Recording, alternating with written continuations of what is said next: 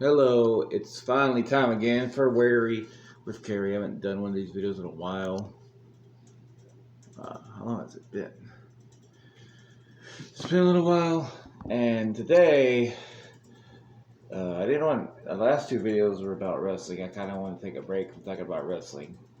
Even if one was just a raw review and think about Vince trying. Now, Wary of Cary now, and last Wary of Cary was about fucking quarter brain. We're not here to talk about quarter brain. We're here to talk about another fuckhead who's oh, just a minute. Right back. Another fuckhead who's constipating, ruining everybody's shit. David Zaslav, I think that's how you say his name. The man who's essentially running and wrecking Warner Brothers Discovery, canceling everything left and right. And of course, not through including some DC projects, which is going to be what I'm talking about today. Now, my basic thing is, what would I do if I was in charge of DC movies? Just the movies, not the shows. Just the movies itself. If I had like an unlimited control of the movies, what would I do with them? Well, I thought I'd have a little fun this like this and how I would try to fix the sort of mess DC movies are in, because I don't think, like some people, that it's completely that bad. We've got some good movies, but I think like them trying to put together this massive MCU like universe doesn't ever really work out, and they never want to see it through. But I will try to make it actually work, and I think they have a golden opportunity here with one little caveat. Now, first of all, we're going to uncancel the already canceled movie Batgirl, because it should come back. And since Warner Brothers has lost a lot of money since canceling the movie, apparently going woke didn't make them go broke. In fact, it seems like going unwoke made them go broke. Funny how that works, but you still have shitheads like the Critical Stinker and the Quivering and people like that pushing the narrative of woke Warner Brothers is losing money because they're being too woke. Because these people use this word for any fucking thing they don't like at this point. It's ridiculous. Enough of that sidebar, but Batgirl's coming back. It's going to HBO Max, which was intended for this thing to work exactly the same way. Every other movie that's coming out is coming out the same way. Black Adam, except the one I'm about to talk about. Black Adam comes out the same day and all that. The Aquaman movie comes out when it does. Shazam. Okay, now we need to talk about The Flash, because this has to be, for this to work, this has to be the tentpole movie of the franchise of what we're going to do here, which is the Flashpoint, to sort of reboot everything in a way and sort of kind of connect everything. But Ezra Miller is a criminal monster who needs to be as far away from that movie as Barry Allen usually is from any other person when he's running.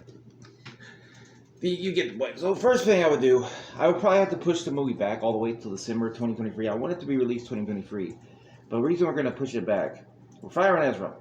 We want nothing to do with Ezra. We're disavowing Ezra in every single way. We're saying we want nothing to do with Ezra. They can do whatever they want. Not do whatever they want, but they're not part of our franchise. They deserve to go to jail for all the shit they've done.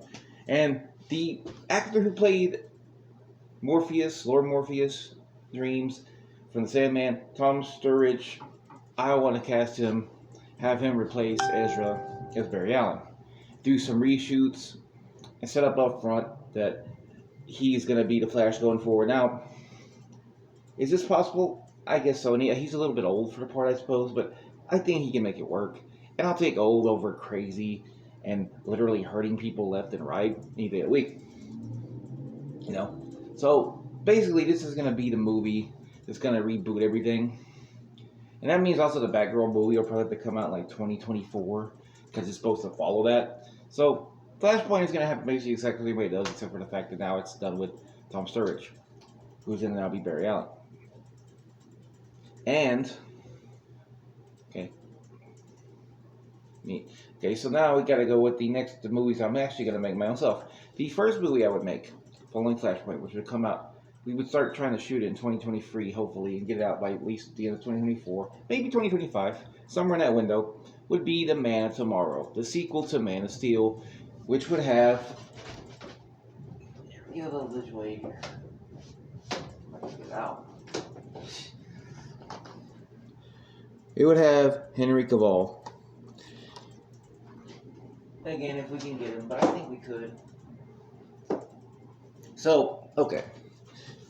There's really no reason why they haven't done a Man of Steel sequel. They kind of pulled dragged their feet on it. They really should have been done a long time ago. There's no excuse, and they really let it kind of slip on their fingers. Now, would Henry Cavill still be open to playing? I don't know. But if he was open to playing the role, the basic idea I would have is I would like Snyder to come back to direct it. I think that's fair. The only caveat I would give Snyder is two caveats for this movie. First of all these movies will have some connection to the Flashpoint going forward. The timeline has been changed a little bit. So what has been changed in the timeline of Man of Steel or Man of Tomorrow? Well, not a whole lot. Not a whole lot. Basically, it's the same timeline. We don't really acknowledge it much in the movie. There might be one reference to it, like them talking about the events, them like kind of remembering. Basically, the only thing we'll get is that the Man is still actually Superman or Man of Tomorrow. Clark knows that the timeline was changed. He's one of the few people that does. And the other thing is that the enemy of the movie will be Brainiac, because I really want to see Brainiac in a movie. I think it's great. It's been long overdue, and you basically could copy like a similar plot to what happened in Justice 2, but I would let Snyder do it however he wants to. And we have to introduce Supergirl and have her be a part of the plot.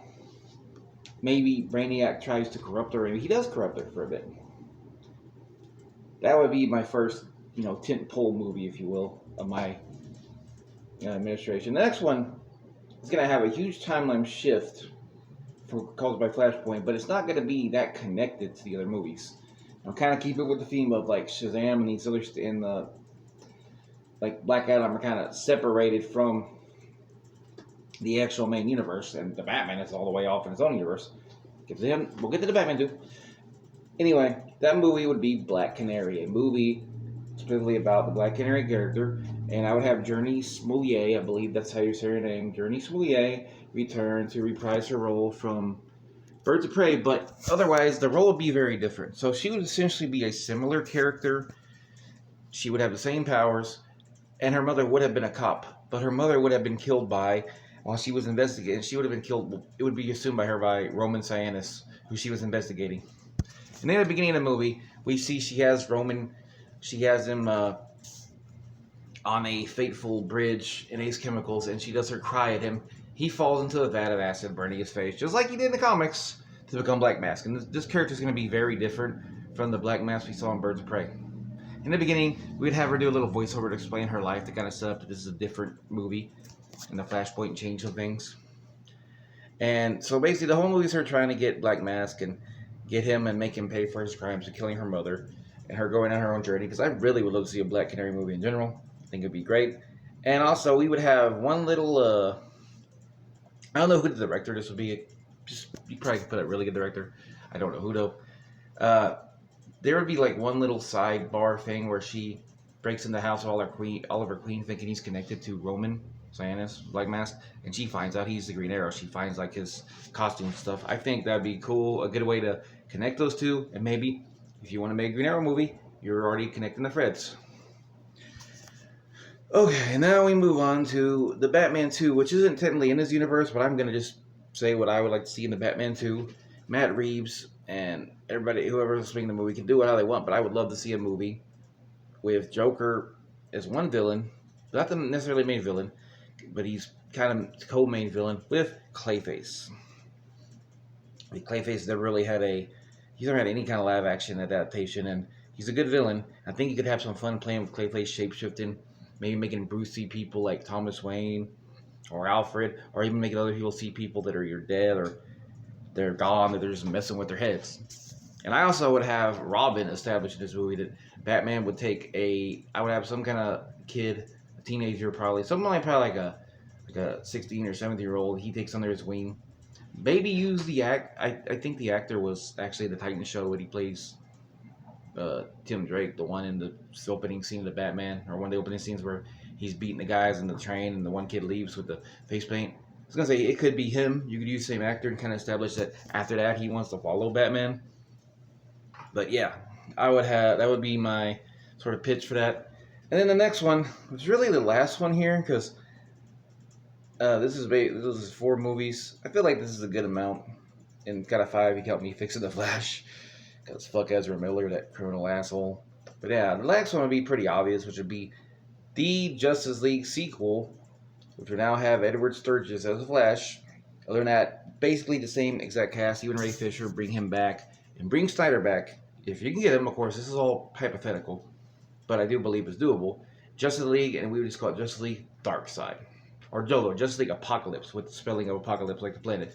This would be basically the beginning of basically the Flashpoint will be what is revealed that actually made the dark future that we see at the end of the Snyder Cut of Justice League. And the Snyder Cut movie will now actually be considered canon because the Flashpoint would have made it canon. Like, when Barry went back in time that time, he did it. He made that all happen.